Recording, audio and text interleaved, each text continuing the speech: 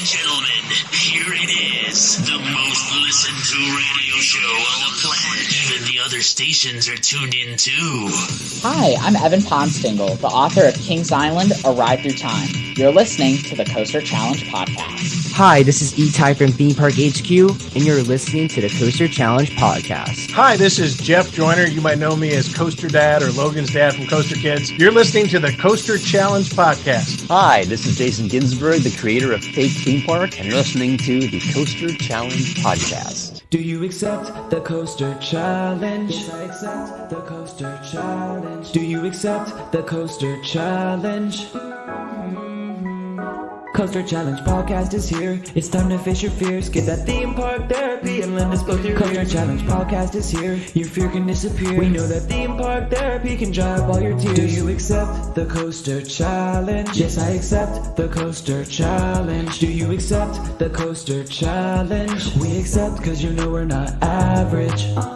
You're listening to the Coaster Challenge podcast. A journey where people become fearful to fearless, all from riding roller coasters. So please secure your hats and glasses and keep your hands and arms inside the podcast. It's time to accept the Coaster Challenge with your host, Kim Dykes. Hello, this is Kim with the Coaster Challenge podcast, and today I'm talking with Steph Shaneline from Emotional Roller Coasters, a graphic design illustrator and coaster webcomic author. Steph is also a coaster enthusiast who has a career goal of theming roller coasters. Welcome to the podcast, Steph. Hi, thanks for having me. We are so incredibly honored to have you. Let's begin with you telling us a little bit about yourself. Tell us about your graphic design illustrations, your comics. Tell us all about you. Share away. Sure. So I am a graphic and multimedia design major. I started as an education major. I would still like to teach eventually down the road. Started as an education major. And then Steel Vengeance came out. And Steel Vengeance had original characters made for the roller coaster, an entire elaborate storyline, and Maverick got a storyline. I switched my major. Steel Vengeance changed the trajectory of my entire life course. So my motivation for wanting to theme roller coasters is really this inspiration that I got from this storytelling experience. And like Mystic Timbers at Kings Island, that was kind of like the seed. And then Steel Vengeance, it really took root. And when Orion came out, I was just ecstatic. It's such an immersive storyline, and it made me so excited because I'd love to see like thrill parks, because I don't really consider Disney to be a thrill park. I really want to see like large amusement parks like Cedar Point put a lot of effort into the experience around a roller coaster. You know, it's very interesting that you say that you started out as an education major, because that's actually what I do. Oh. I'm an elementary art and drama teacher. Oh, nice. And there's a whole other backstory there, because I actually started out with my degree in instrumental music education, which slowly but surely led to what I do now. And I'm absolutely love what I do, and wouldn't have it any other way. That's awesome. Okay, so let's get down to talking about coasters. So that's what this podcast is all about. What was your very first roller coaster that you rode or that you remember riding? Okay, so I have a quite weird story surrounding this.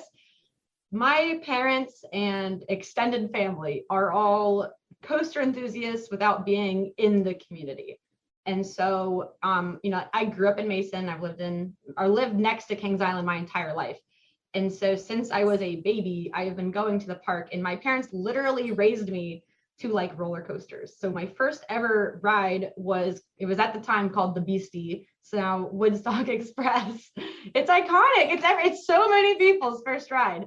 Back when I rode it, I'm 22. So back then there was no height requirement. You just had to be able to walk, which I could barely do. So my mom, she took me through line. She put me down in the station. I took my couple steps to the train. Ride ops were like, all right, yeah, she's good. Fair enough. I ride it. I hate it. I am screaming. I'm crying the entire time. Can't wait to get off. As soon as the ride ends, my mom scoops me back up and she takes me in line and she tells me, Steph, we're going to ride this until you stop crying. And I'm like an 18-month-old and a very stubborn one, a very stubborn 18-month-old. We rode that for so many times, just over and over and over until I finally stopped crying and I actually enjoyed it. It's a little bit of an odd thing, but that's both how I conquered my fear of roller coasters and really got into roller coasters. Well, just like you, the Beastie was my first coaster as well, but our backgrounds are very different. You came from an enthusiast family. I grew up being told that everything was scary. Everything was scary. So it was literally pre-programmed into my brain. We would go to Kings Island. I grew up back in Maysville, Kentucky. It's about an hour and a half from Kings Island. And it was like the night before Christmas every year. We went to Kings Island once a year. And I was never allowed to get on anything I wanted to try because it was all too scary. As I got older, it's interesting that the things you're told do get programmed into your brain.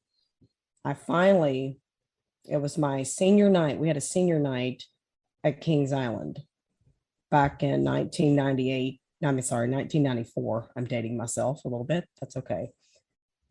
I was dared to ride Vortex by a group of people from my high school. I'd never been on anything even remotely big in that park. And I was absolutely scared to death, but everybody was riding and I wasn't going to be the only one that wasn't riding. So I got on it and I was shocked that I actually enjoyed it. And that was back when Vortex was running really well. And after I rode it, I was like, what in the world have I been missing? I need to do more. So that was kind of what started it for me, little by little.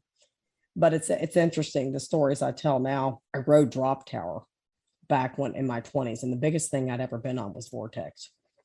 The first time I got off a Drop Tower, I walked sideways off of the ride and had to go sit down for 30 minutes. Oh no. Oh no. And so after we started facing fear, that was one of the top things on my list. And it was actually back in 2020. I told my son, I said, it's time. I'm now ready to get my revenge on Drop Tower. Let's do this. And now I've actually become a Drop Tower enthusiast as well. We were recently just on Falcon's Fury back over spring break, and it was absolutely incredible. But yeah, it's taken me a long number of years to undo the fear that was pre-programmed into my mind as a child. But thankfully, that's come a long way. All right. So speaking of fear, out of all the coasters you've ridden, what's the one coaster that scared you the most? I'm sure this is a common answer for people who have grown up around Mason, but Son of Beast. I was a freakishly tall kindergartner. I was 48 inches by the end of kindergarten. I was like a stretched out piece of Laffy Taffy. Yeah. So I rode Son of Beast with the loop at around 6 years old-ish. I think it had, 48-inch height requirement. Somewhere, it was right before they took out the loop timeline-wise, but I did get it. And, the rule in my family was you have to ride everything, at least once, but you have to ride everything. And so my dad took me on Son of Beast. And, as a 6-year-old, I don't have many memories of it, but I do remember that little pre-drop that curved to the side. So you get up the lift hill, you take a little dip as you curve towards the actual drop. But during that curve, I remember just looking out over Action Zone and being like, oh crap. It's like at that moment I realized there is no going back. I'm about to do this now. Okay. And it's like, I've not been scared of coasters, but holy cow, there was something about that. And the entire time because I was just like this little itty bitty thing, barely big enough to ride. My dad rode like holding me the entire time. Oh man. So I did that once. naturally, once they took the loop out, my dad had me do it again. But it was one of those rides where it was like, all right, I did it. Cool. We don't have to do that every time we come here, right? No? All right, cool. Actually, that your answer to that question was a nice change of pace, because a lot of people answer Top Thrill Dragster. And that was the one that was the one that scared me the most starting out. Of course, I conquered that fear, but that seems to be the most common answer by far. Son of Beast, you were one brave little kid, because I didn't ride that until I was in my 20s, and I got to ride it with the loop. I didn't understand the hate for it. I loved it with the loop personally, but I heard that it became unbearably rough was after the loop was removed. And I didn't get to ride for a number of years, because that was when my son was born. And then I had my daughter in 2009. So I don't think I got to experience it when it became what others described as unbearably rough, because I had a real love for that ride. But even as an adult in my 20s, it absolutely scared me to death the first time I rode it. I can't imagine being a child getting on that thing for the first time. Oh my goodness. You just sort of do it. That had to be quite an experience. I mean, from what I remember, yeah, it's pretty, that one scene burned into my mind. The one that will remain forever in time. Yeah. So how were you feeling when you approached the station of Son of Beast? I don't remember that part too much exactly. I just remember, like the entrance of the queue, because they had the big like sign in the box and everything. And it was a lot of feeling of like, okay, we're gonna do this now.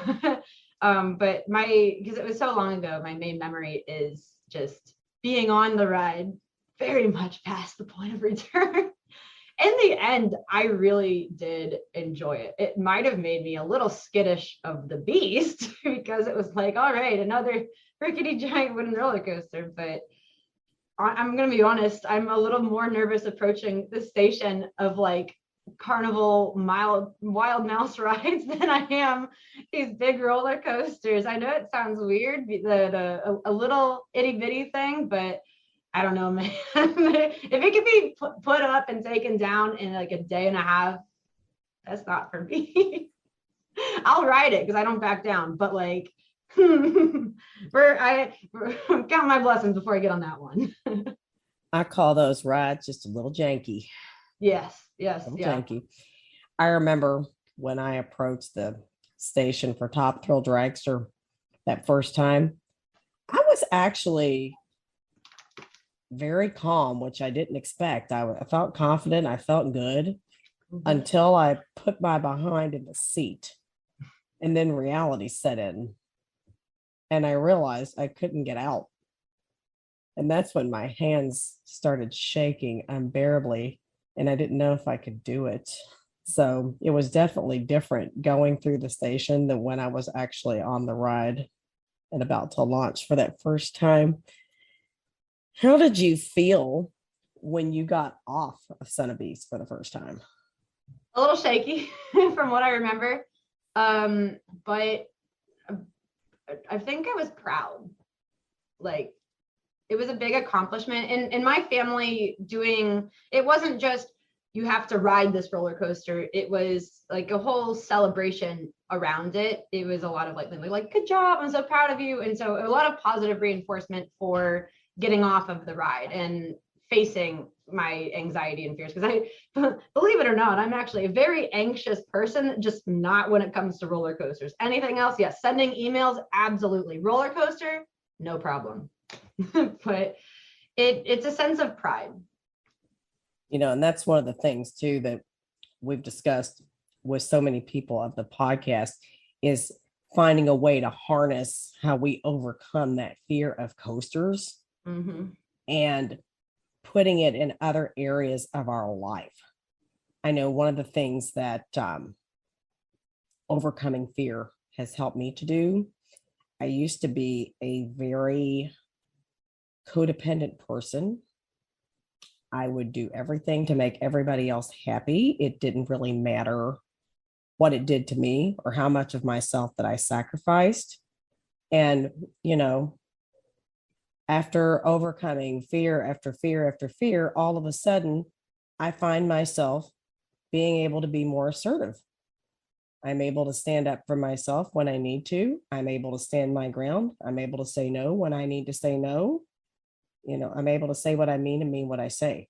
And it was just fascinating to me how that happened, because that wasn't something I actually thought about as it was happening.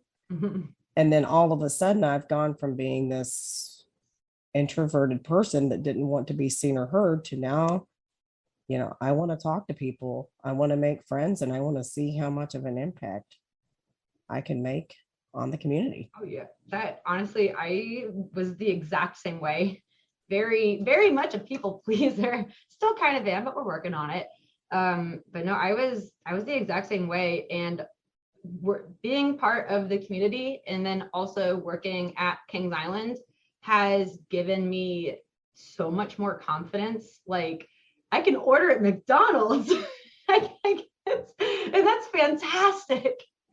But the big thing, like Kings Island, you get really good at confidence when you have to tell somebody who's screaming at you why their souvenir cup has to go in a locker, or why their giant backpack has to go, or why their actual baby cannot sit in their lap while they ride. You have to deal with a lot. And it's that confrontation that I'd always avoided in the past, but I can't even back down, because when it's an issue of safety, I can't make an exception. And so I got really good at having the level of confidence to handle those situations appropriately and problem solve and come up with a solution that works for everybody, but in a way that doesn't sacrifice my needs, which, I guess in that situation is technically the guest's needs, still just in a way that they don't appreciate quite yet.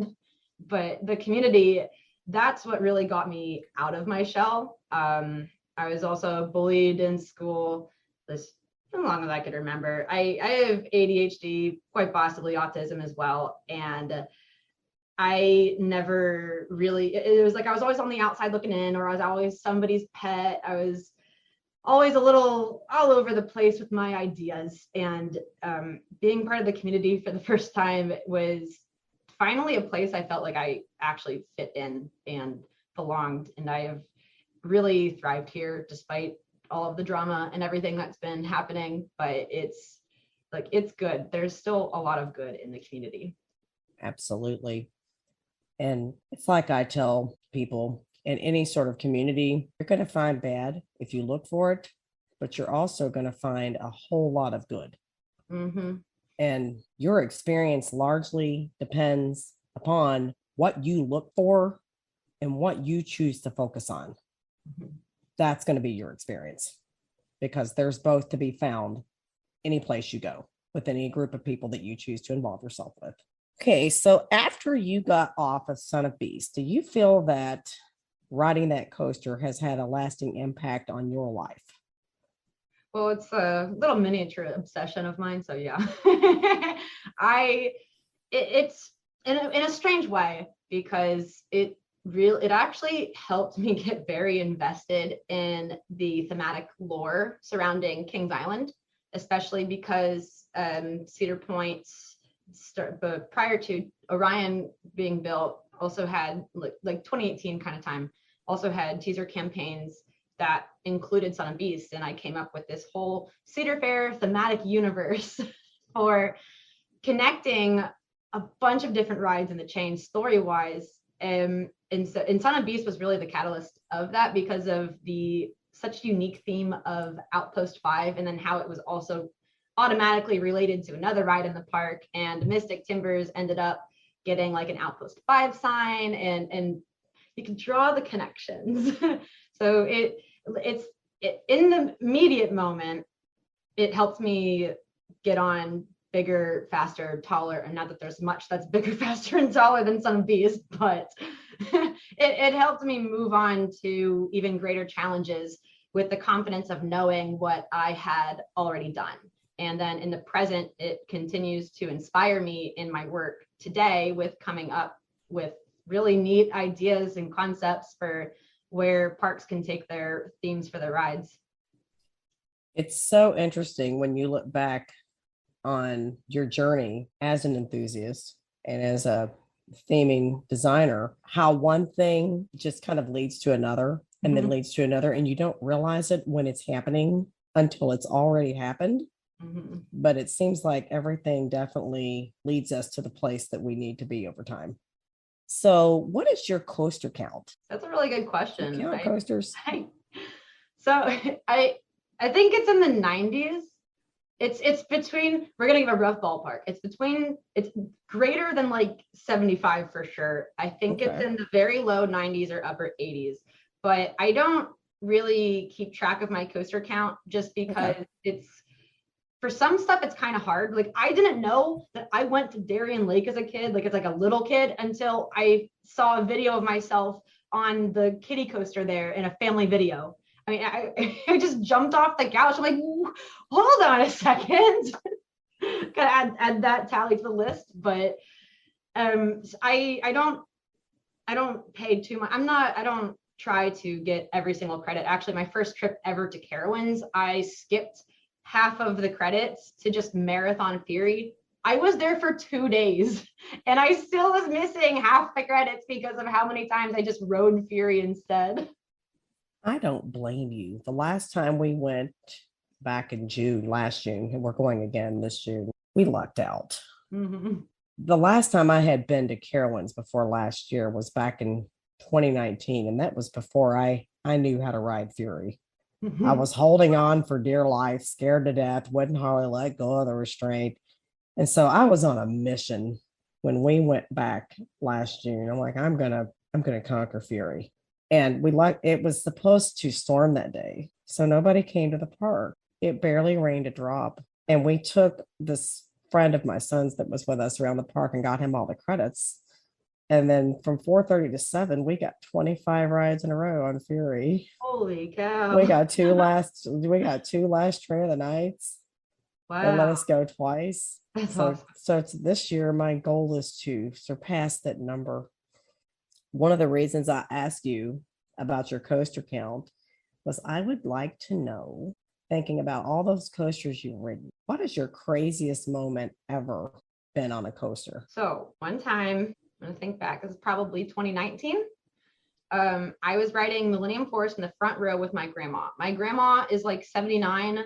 She has pancreatic cancer. She has had surgery on pretty much every single joint in her body. And she called me actually just a couple days ago to ask me what rides she can still get on at Kings Island with the state that she's literally has like a hernia and everything because of surgery. And like, grandma, first of all, I'm not rap trained, but grandma, oh my gosh, like you can't keep her off. So my very old grandma was riding front row with me, and I had only eaten a Pop-Tart that morning. And for anybody who says that Millennium Force is forceless, that is BS, because I blacked out, not grayed out. Like I was fully like face planting on the hood, blacked out by the time we reached that first tunnel. And why it's so crazy is because I started dreaming, and I was flying over, like it was super bright, flying over trees and stuff. And then all of a sudden I was in a hospital. I was in a hospital bed. My family was all around me and they were crying. And I was like, what the heck is going on? All of a sudden the fluorescent lights above me got super bright and all I could see was white. And then the first thing I saw was blue track on the ground beneath me, which I instantly recognized as Millennium Force because, you know, it's my favorite ride of all time. And immediately I was like, oh my God, I'm dead. I'm dead and I'm in heaven, because why wouldn't Millennium Force be in heaven? It's, you know, it's the greatest coaster ever. And, you know, the picture starts to come back in and it was like, what had just happened? And I asked my grandma, like, did I black out? And she's like, what? what? I mean, we're on the coaster. She can't hear us. I came back to right before we got our pictures. So of course my picture is all like, whoa. But getting off of that ride, I wasn't fully convinced that I was alive still. I'm like pinching myself, slapping my face, like what is going on? I need some water. I just need to sit down. My grandma goes, hey, like, 'cause there's no line. It was like walk on. It was in the morning for early ride. And she goes like, hey, Steph, you want to ride again? Hell yeah. And so I just run back in line, do it again, still day light. I'm like, you know what? If I'm dead, I'm dead, man. We're Millennium Forest. It's all good. This is exactly where I want to be. So wrote it. It was like, all right, maybe I'm like not dead, but so that's the craziest. You sound just like me. I've been asked by a few people, what are you going to do if you fall out of that thing? I'm going to go out with a bang. Yeah, I'm going to die doing what I love then. Doing what I love more than anything. So I left my mark on the world on the way out. Mm-hmm. For sure. I'd be like, put in my will that if like I, as a 90-year-old, die on Millennium Force, it is not the coaster's fault. I chose to go out this way. Absolutely. So you told us that Millennium Force is your favorite coaster. Oh, yes. I have a whole story behind that. Please share. So, as I said earlier, my extended family, specifically my mom's brothers, are also hugely into roller coasters. And so every year we would take a family trip. My grandparents, all of them, both of her brothers, so all my cousins. I'm the oldest, so I wanted to ride with them. They were the adults. I was the oldest kid. I wanted to do the cool things that they were doing. And so, obviously I wasn't afraid of riding them at that point, but my only limitation was I was too short. So I distinctly remember my mom prepping me for Millennium Force, hyping it up like for very long prior, because I was born in 99, Millie came out in 2000. And so they've known about Millie. And so much of my life was building up to just riding Millennium Force. I was obsessed with it before I even got on. I remember, like, I had a poster, an All About Me poster for my kindergarten class. I put Millennium Force on that with a big 48 above it. I'm like, I'm going to ride that this summer because I am tall. And I still have it. It's broken, but I kept it anyway. And like a little snow globe that I got after getting off of Millie from the cute little kiosk that's right outside the exit. And oh my gosh, riding that coaster just changed my life. I fell in love. It was just the neatest thing. And I think I was just so young that I imprinted on it or something, like, because like no other coaster really did it for me until Millennium Force. That was the granddaddy. But then also because I was 48 inches, that was my ticket into riding the big rides with my family. And like that was huge. That was the first, like 48 inches. That's the first step to getting on some of the big coasters. So that it was like a coming of age thing. It was my rite of passage. And that's why it means so much to me. Wow. What an incredible story to share. Your crazy story on Millennium Force outdid my craziest story by a mile. Mine was just a crazy rain ride on Orion. Oh, I love rain rides. Oh, it was funny. It was back in 2020 when we had to wear a mask. Mm-hmm. I have barely a second story I have with rain. It hadn't rained a drop the whole day at Kings Island. We waited for last train of the night for Orion. About 5 minutes before we got on, it started, I'm talking like tsunami, pouring in sheets. People were running out of line, going everywhere. We're going to get soaked right into the car, so we may as well go ahead and ride. We had those masks on. Oh my goodness. My kids were in the front row. I took the back on that last train. I had water up my nose. I could not breathe. I'm blind without my glasses. I couldn't see a thing. We laughed and laughed and laughed all the way to the car. After that, and we went to Speedway. After we left the park, we got some really interesting looks. So yeah, that was my crazy story I had to share. That's awesome. It's yet to be topped. It's a classic coaster enthusiast experience because it's who else would willingly ride? I mean, unless we waited like 3 hours for the thing. Even then, maybe not. But who else would ride in a rainstorm? Got to do it for the cause. Oh yeah, It man. reminded me of that song "Hurts So Good" from the Yeah, 80s. yeah. Yeah. Why not? Like, who cares if it feels like tiny little BB gun, like BB bullets hitting you the whole time? It just you gotta do it's a roller coaster. Sure. You can do it. It's only how long? You can do anything for that long. At least it wasn't the Beast. For real. Okay, so Millennium Force is your favorite coaster. What is your least favorite coaster? So weirdly, I'm not quite sure. I'm gonna say T3, but I love T3. It's just, oh God, that is the most painful thing I've ever ridden. And I like painful rides. I like being thrashed. I mean, I grew up on Son of Beast. I like being thrashed around. I think in Vertigo is fun. But T3, specifically the front row, the back row is okay. Front row T3, the absolute worst experience. And the reason I put T3 is because I gave it some thought. I would put a kiddie coaster that's like super boring, but the kiddie coaster successfully does what it sets out to do. And so I realized that that's sort of how I need to measure this by. And then I'm like, you know what, T3, unless if it is setting out to just completely obliterate me, some part of that engineering process was a little wrong. So I love it. I love it for the meme. I love it just because it is an absolute challenge, but that's a painful run. That's a painful ride. Enjoy loving those painful rides while you can. Yeah. Because at my age, I'm to the point where if it hurts on the level that those Vacomas hurt, it's a one and done. But I did find one that hurt a lot more than T3. Oh, really? Thunderhawk last year up at Michigan's Adventure. I've never felt shoulder pain like that in my life. I felt like it was going to sever my arms off of my body. And I have been told, oh, it's so good. This is one of the good ones. After my friend, Tyler's dad, actually, John, wrote it because he was the one telling me it was so good.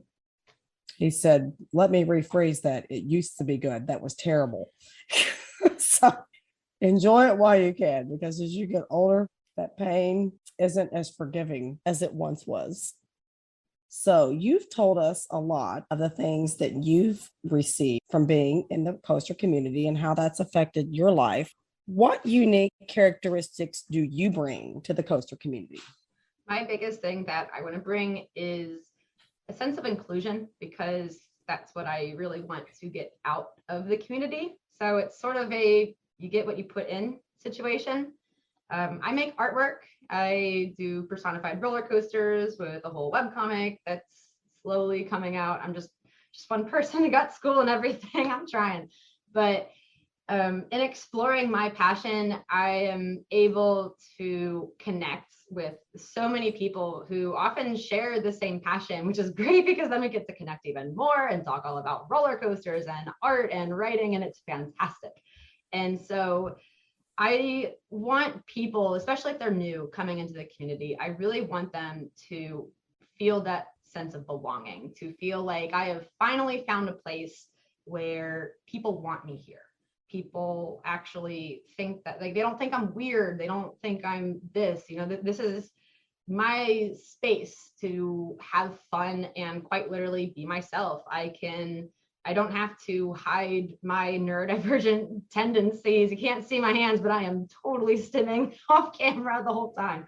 But I don't feel like I have to hide that just for the sake of coming off as less weird to my peers. And having that experience has, like, because I've been in the community for around 4 years now, and it has completely changed my life. It has made me such a more confident person, confident in my abilities, confident in my relationships, and it's been really special. I just want people to explore their passions and find that connectivity the way I have, and I want to be a person to help with that. I want to make sure everyone here feels included and like they belong.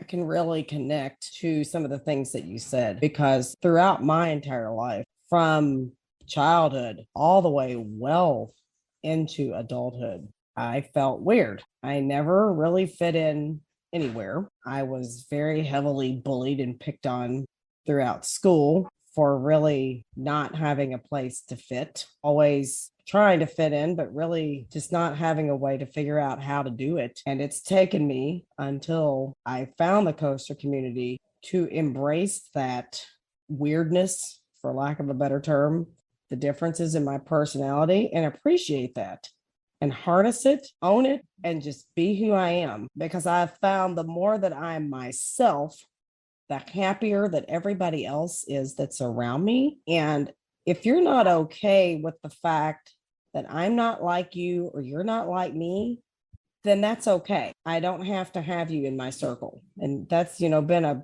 big part of overcoming that codependency that I discussed earlier, is realizing accept you as you are. Mm-hmm. Some will, some won't. And if they don't, it's their loss. Time to move on. Exactly. And I feel the exact same way, especially in terms of the LGBT plus community. I'm bisexual. And when I first joined the community, a little less than welcoming in some regards. I may have lost some best friends, but it's okay now. We have moved on. And the growth that I have seen in the community, because 4 years ago I didn't really know anybody who was also LGBT plus like me, but in the last 4 years I have made so many friends and connections, like just more so than I would have just out in the world, and that has also given me a really good sense of community and love and trust and support. Especially when, because the community is very large, sometimes people can be a bit less than kind in those regards, but finding people within the space that you love, that love and support you for who you are, is so important. And so I'm very thankful that I've been able to find that in the community. And going back to what I said earlier, I want to make sure other people find that in the community as well. I'm very open to talking about anything LGBT plus related. So, if you have questions or anything, pop into my DMs. I want people to feel connected. Yet again, I make a very strong connection with what you just disclosed to us here in this interview. Mm-hmm. I was raised in a very small town, and my nephew says it best: small towns produce small minds. And I really have come to see that throughout my adult life. I was raised to discriminate against gay, Black, anybody that looks different than you, anyone that lives differently than you. Basically, they're all going to hell. And I was forbidden to communicate with anyone that looked different than me, that could potentially be gay or anything of that nature. It wasn't allowed, or there were going to be severe punishments in my house if I chose to interact with those people. Well, I went to college, and I discovered, after making friends with several people, that didn't disclose things to me right away. One of my friends in college, one of the first experiences I remember was after I had known her for quite a while. I found out she was gay. And the more startling realization to me was that I didn't care. It didn't bother me, because we were already good friends, and I didn't care if she was gay. What I care more about is how you treat other people. That's what it's all about. And I really feel like I've been led to the school that I teach in for a reason. I teach in a school in inner city Louisville that we have 26 different languages spoken in our school. We are an ESL school, so we have students from all different nationalities. We have bisexual teachers. We have a transgender teacher. And yet again, I didn't know all of this from the get-go. And guess what? I don't care. It's how you treat other people. And when you're in a school setting, how do you serve other children? Mm-hmm. How do you serve the children? Are you there for the kids? That's not something that even phases me anymore as to whether or not I'm going to include that person in my life. Absolutely. If you're a good person, you treat other people with kindness. That's what I'm all about. Come on board. 1010%. And the coaster community has just reiterated that as well. Mm-hmm. I've met so many people, some are straight, some are gay, some are, it's all different walks of life. And honestly, that is the last thing on my mind when I'm deciding whether or not you're someone that I want to build a friendship with. Oh yeah. And honestly, like at the end of the day, it's part of who I am, but what I want to be is just included. I want to, I'm just like everybody else.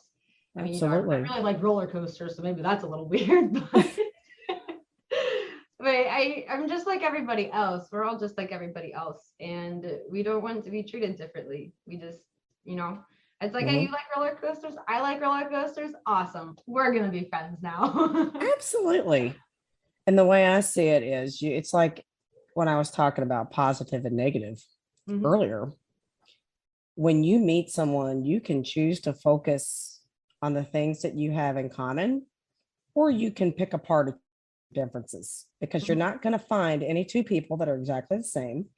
And you're not going to find two people that have absolutely nothing in common either. So a lot of what becomes of your relationship with that person is what you choose to focus on. Okay, so you've told us that you are very passionate about coaster theming. What is your favorite coaster theming concept you have designed, and why? So, funny story. I have a lot of those. Referencing back earlier to when I was talking about the Cedar Fair thematic universe, I went on this whole thing about connecting all these different rides, got a bunch of my friends involved. And so I came up with a little story for how each ride at Kings Island fits with each other, specifically centering out of the Bureau of Paranormal Activity / Flight of Fear, and how a lot of the cryptids and mystic fit in, and basically how at the time it was this secret study under the guise of a regional theme park, Coney Mall. It's sort of hidden back there. They're using Coney Mall as the disguise to sort of hide their activities. Meanwhile, they're monitoring all of the cryptids that are popping up in the area. And so you have rides like the Bat, Banshee, Mystic Timbers, Beast, and then the late son of Beast, like Outpost 5, 100%. Crucial to the story. Not a lot of people know this, but Outpost 5's lore, like the actual theming thread, I believe, is it's a sort of cryptid containment facility, and like your ride vehicle is like a surveillance vehicle. You're literally driving out into the field to check on the captured son of Beast. In the Beast's queue, when you first walk in, there's there's the main queue, then to the right overflows to the left, and the bars, these wooden bars, go all the way up to the ceiling pretty much. And what's interesting is there's a sign above the main queue that says Beast Containment Area 2, implying that the overflow is the first one. And it's quite literally meant to look like a cage, in my opinion, because you have the Beast terrorizing this mining company general area type of thing, and they want to catch it. That's sort of what got the ball rolling. And so I went on a whole mission to just connect everything that I could. And then Orion came out. And then that like this is so amazing, all this new lore. And then people are like, no, Steph, you got to go see what they put in Flight of Fear's exit. And I'm like, oh, did we finally get the pictures back? Did we get the camera? No, it was so much better. They invented the Cedar Fair thematic universe canonically. And it's all under this organization called Atlas. And it quite literally is the surveillance of a bunch of different cryptids, like that are the rides at the park under, Atlas. And it blew my mind. It blew my mind. And my favorite part is that they left Millennium Forest open. That's a clean slate. So when I get in there, man, I am going to connect so many storylines with Millie. So that was the coolest thing. I mean, I stayed there for so long, just taking so many pictures, getting every single detail that I could, what every single thing was written on every single clipboard, every single VHS tape, like what all the instruments are there for. Oh my gosh. It was incredible. So that was my favorite thing that I came up with, but then strangely, it sort of, in a way, came to life. So it was like dream come true. I mean, I'm not the one who did it, but still dream come true. Wow. I mean, your creativity is just boundless. Thanks. And I really just want to say that any company that has the privilege of hiring you to theme roller coasters, they're just going to be it's going to be an honor to have you. I'm super excited to see, once you're finished with school and everything, what you're able to bring to the amusement park industry in the area of theming, because your ideas are just absolutely fantastic. Thanks. Thanks. So I know you're very much into theming coasters, but we also discussed earlier that you have a coaster comic. What is the best comic character you've created, and why do you think it's your best? Hard questions. I love so many of them.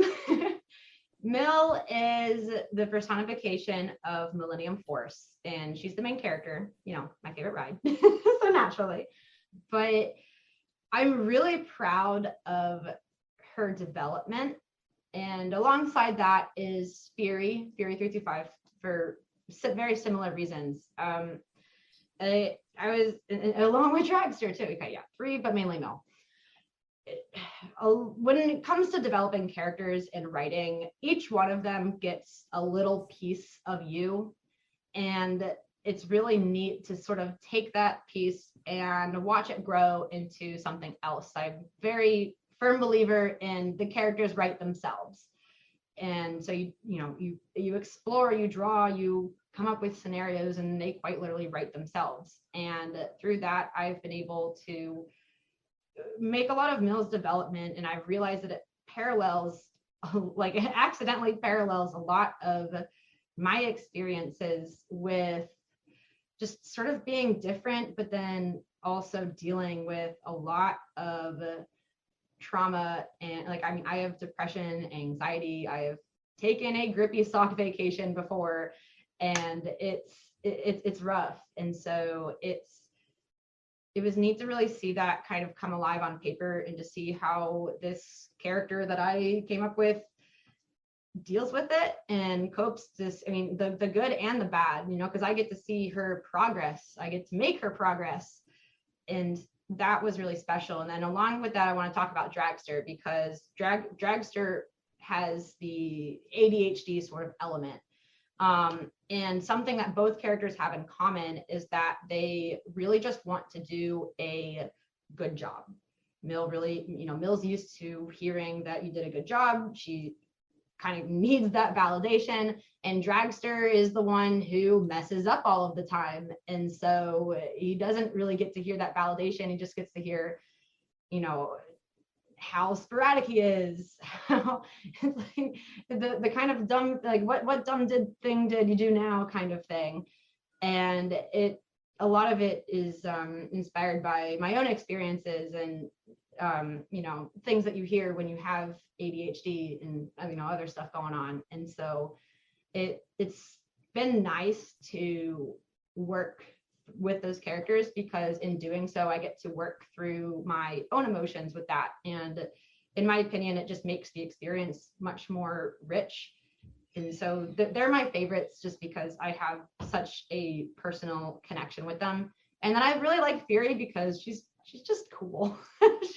she's got, I don't want to say too much because spoilers, but there's a lot of connection with her and Mill, and a lot of parallels to explore. And so I'm really excited about that.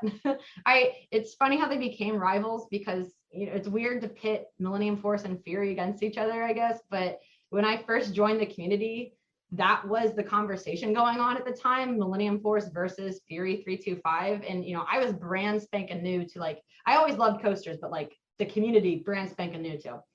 And so I was like, oh man, I didn't even know what Fury was. And I was like, I don't know what Fury is, but I don't like it because I love Millie. I don't like Fury if everyone's saying that it's better. that not my Millennium Forest. So yeah. Well, that's just amazing. You've taken two different topics, combined them into one. We have coaster therapy.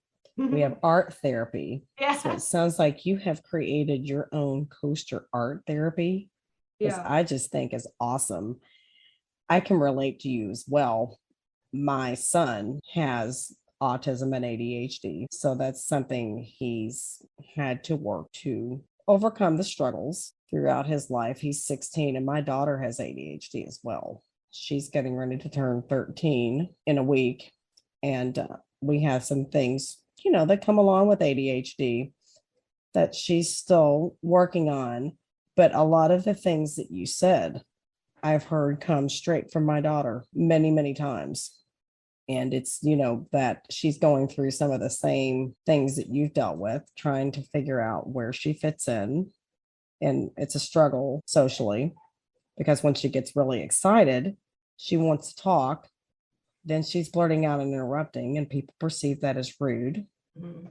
And she needs to be kept in line. Well, the flip side of that is she shuts down and she doesn't want to talk to anybody. And she deals with this. She has a lot of social anxiety too.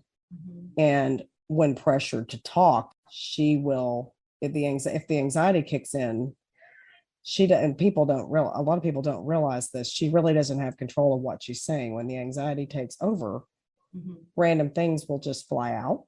Sometimes it's not always appropriate, socially appropriate. After the fact, she's very apologetic. She can't, believe that she said it. But one of the things I've learned is to not pressure her, let her talk when and if she's ready to talk. And if she's not ready to talk, just let her be. And when I can get other adults to understand that, things go really well. Mhm. When other adults don't understand that, things don't go so well. Mhm. So I'm sure it sounds like you totally get that as well. But Yeah. that's something she's right in the middle of the struggle. Mhm. We're getting better as we go along. Okay, so with your coaster comic, where can that work be found? So I post all the pages to my Instagram account called Emotional Roller Coasters, and they are all under if you want to find them all in one place, because they're way down through the feed. If you want to find them all in one place, they're all under hashtag ERC webcomic. And that should, if it doesn't have all the pages, let me know, because sometimes I miscount. But that should have everything there. If the art style looks a little different, that's because I used to have some more people working on the comic with me, some old friends, but we have since gone separate ways. And so it is just me now. And that's why it kind of takes a little bit for each page to come out. But I've been able to maintain a healthy work-life balance with that, with my school and other things going on. So that, yay, mental health. But I promise new pages are coming. I have 1.5 of them done, ready to go. I'm trying to stockpile on pages right now so that I can sort of, for at least a time period, post them more regularly. But I'm really excited. It's a webcomic about webcomic about robots built as personified roller coasters. But it takes place after, this is going to sound weird, it takes place after a pandemic. This idea was started in 2017. So it is pre-COVID, but and then by the time COVID happened, it was like, well, we just got to roll with it, I guess. And so it's the results of that pandemic were much more dire than what they were. Not that the results of this one weren't, a tragedy, but this one, it like quite literally, like the parks are abandoned. There's no people on the streets, and so you get to see these robots who were built to entertain everybody, then suddenly have to, and they were built with experimental AI that allows them to feel emotions, but like suddenly they are out of their element and they have to deal with a lot of the mental health fallout of that. And on top of that, there is a threat looming over them if something is happening where they're losing connection with some of these other parks. They're far away. It's, not exactly easy to just travel to them. It's a bit of a journey that they have to take. And somebody is kind of taking out these parks, taken over, and they have to figure out what's going on and put a stop to that. I want to thank you for bringing awareness to the topic of mental health, which is extremely important. I myself make a very strong connection to that. I was raised by my mother had bipolar disorder and depression. My sister has bipolar disorder as well. There are also a number of other mental illnesses that run down my mother's side of the family. Fortunately, I've never dealt with it directly, but I've seen how it affects other people. And I think one of the most important things not just in the coaster community, but in our world, is making people know that it's okay to not be okay, and bringing awareness to the mental health needs. And the pandemic really just multiplied that. It led to isolation for many, many people, which led to depression. I saw a lot of that as a school teacher, kids coming back to school for the first time that had not been around other kids in over a year, just almost like a shell shock sort of thing. And the impact that it's had on our world is a very real thing. And to just brush mental health under the rug and act like it's not a big deal, all it does is fuel the fire. It makes the problem worse and can lead to a worst case scenario for people that are suffering, that are in need of being heard, finding acceptance, and getting the help that they need to live a positive life. So we just discussed your comic characters and where you're able to find that. Where is your artwork available to be purchased, and what types of products are available? So my artwork is, you can find all of my art pieces on my Instagram account, Emotional Roller Coasters. But I do have a Redbubble account where much of the pieces I produce are put onto Redbubble, and you can quite literally get them on a boggling amount of products. I format each piece for products that it fits on and goes with. And there's tons. There's like tons of artwork in there because there's so many roller coasters that people enjoy. I try to have something for everyone, but also a lot of Cedar Point stuff because I have a lot of pictures from there. And so we're expanding. I use my own photography as reference, and so I do pieces for both parks that I've been to and coasters that inspire me. And I have some artwork hanging up behind me from some other amazing artists in the community, Pursuit of Thrills and Made to Thrill. I love them. But it's really nice because it's, at least the art side of the coaster community, it's a lot of supporting each other. And I have a lot of people who mentor me, and there's a lot of people that I help as well. And it's nice. So, you support one artist, like check everybody else out. We all have a lot of really cool pieces to offer. I have some of my art here. I'll show you. I have some of my art hanging up too.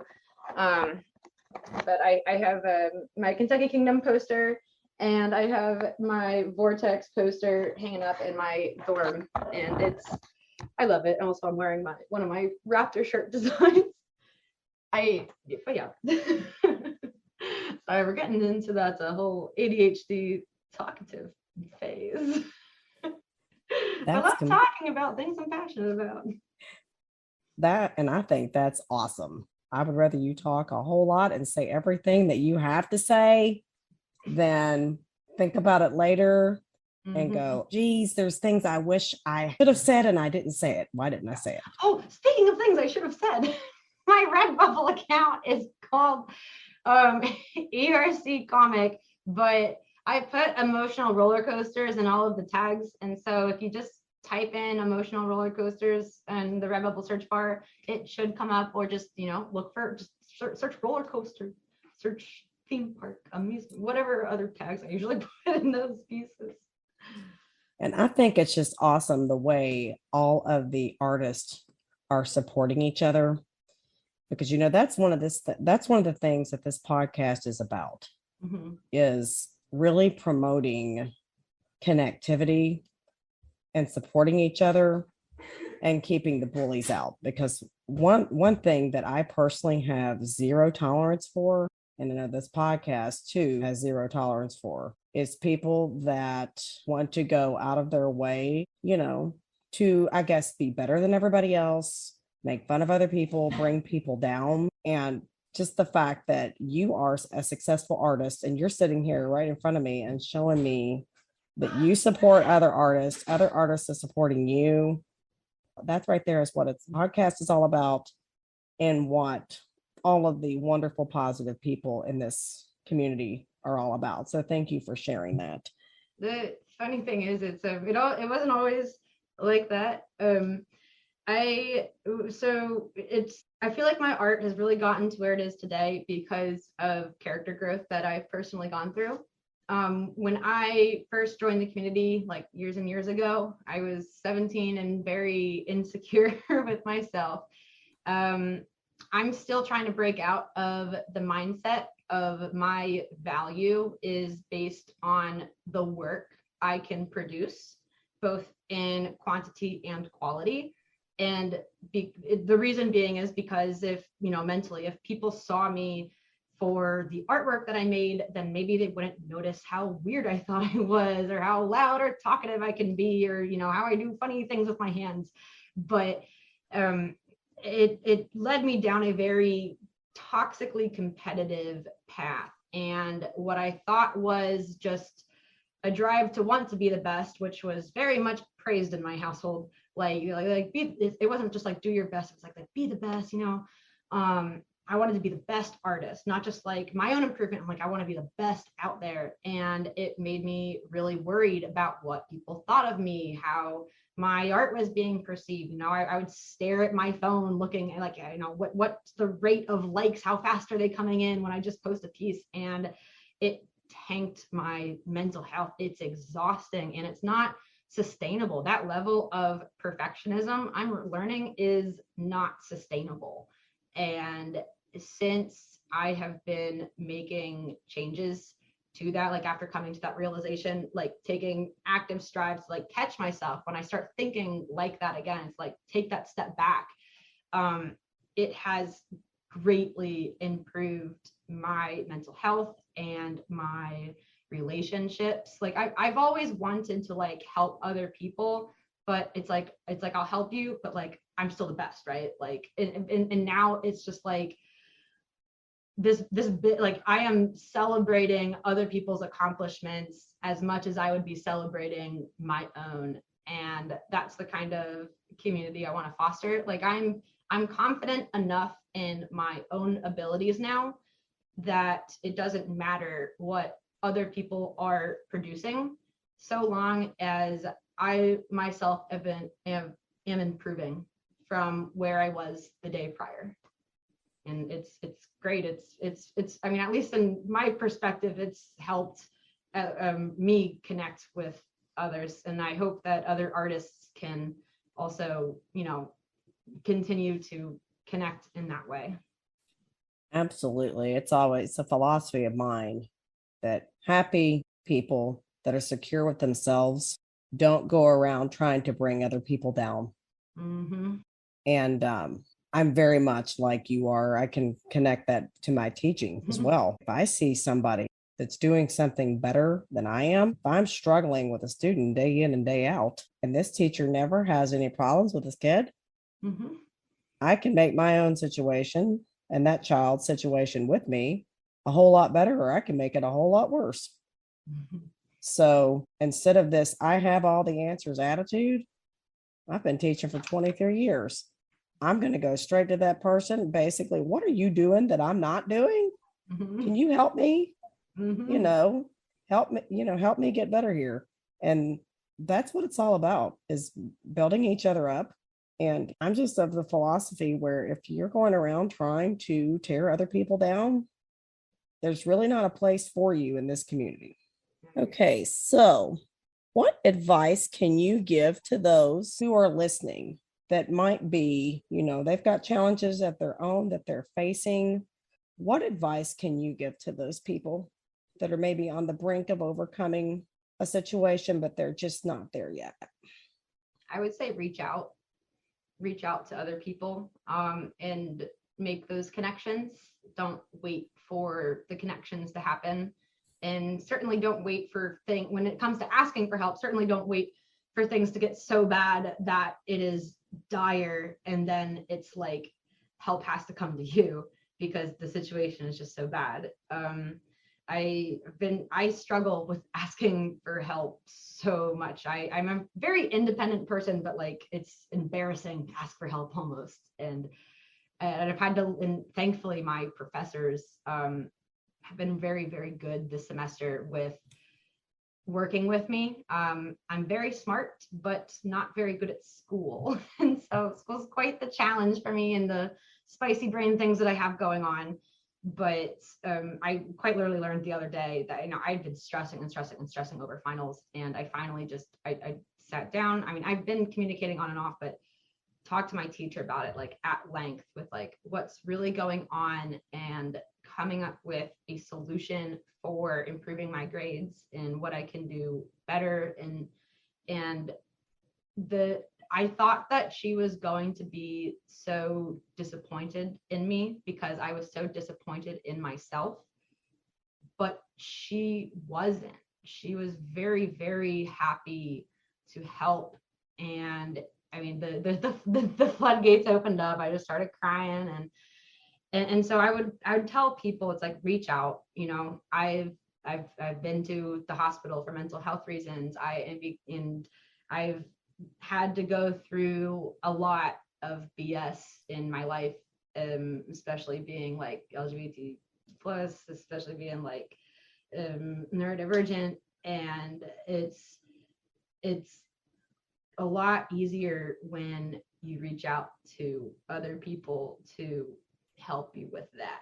Don't be embarrassed to reach out. Don't feel disappointed in yourself for reaching out. Reaching out is not a sign that you failed. It's a sign that you are getting better. You are seeking improvement. So like, yeah, you're getting better. It's not a failure part. Why can't I get it through my head? But yeah, it's good. And then on top of that, follow your passions. I mean, we're all weird here. We all like roller coasters. Like, what's that? I think to myself all the time, like normal girls, they go home and they watch The Bachelor. I'm sorry if anybody listening likes The Bachelor. If you're boring, you can just say that. I'm kidding. But it's like, you know what? I could be watching The Bachelor and let The Bachelor just consume my life, or I can know the intricate details of how a roller coaster works, what block breaks are, and then in addition, take my existing passions and writing and art. Like, I've always wanted to be a published author. I get to live out some of that dream with the webcomic here, and I get to take things I love and combine them and create something entirely new. And when I first started doing this, it was weird to personify roller coasters, but you know what? I did not care. I loved doing it. I still do, and I still continue to do it. And I don't really care what anyone thinks about it. I just do it because I like it. And so if, just follow those passions and don't let people take those passions away from you, because they're what make you happy. It doesn't have to be what makes them happy. Who cares what makes them happy? It's what makes you happy. And so that, and of course, ask for help. It's not a failure to ask for help. Ask for help. That's my academic advice for everybody. And then social advice: follow your passions, no matter how weird they are. Take that weird and just roll with it. Weird is interesting. You could be watching The Bachelor. So how would you answer that question in relation to overcoming fear? What advice would you have for people that are hesitant to overcome fear in their life? Maybe it's riding a roller coaster, maybe it's something else. Every step that you get closer is improvement, and you have to look at that. I'm able to ride such huge rides because I have a laundry list of rides that I've already ridden. And if I can do that, well, this one's not much different. And on top of that, it's one of those things where it's like the fear building up beforehand is honestly worse than while you're on the actual ride. It's like getting a shot. Everything up until the shot is awful. I hate getting shots. And then it's like, as soon as it's done, it's like, oh, all right, that's it? Really? Okay. And so you quite literally, just like Dragster's launch, you just got to rip off the Band-Aid and celebrate the progress you have made, because you are capable. And the little voice in your head that says you're not is just the seed of doubt that something else is planted in your mind. It's not the reality of the situation. And so when you approach it logically, it's quite easy to see that it's like, this is perfectly fine. This is perfectly safe. I know how roller coasters work. You could literally look up YouTube videos for how a roller coaster works, and then poof, it's not a mystery anymore. I know how it works. So it's all right, I can ride it. It's one of those things. And so you got to take it steps at a time and celebrate those past accomplishments. Like, I am afraid to check my emails.